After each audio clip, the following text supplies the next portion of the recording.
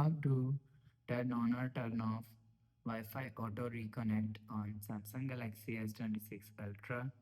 Let's start the video. First of all, go to App Library. Here click on Settings app. Now in Setting, scroll down and you will see first option is Connections. Click on Connections. After click on Connections, click on Wi-Fi and click on the settings icon. Now in Wi-Fi settings, you will see auto reconnect is here. If you want to turn off auto reconnect, so turn off this button.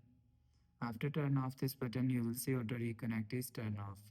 If you want to turn on auto reconnect, so turn on this button.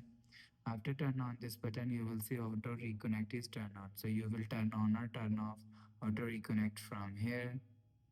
After the process, go back to home screen. So that's how you can turn on or turn off Wi-Fi auto reconnect on Samsung Galaxy S26 Ultra.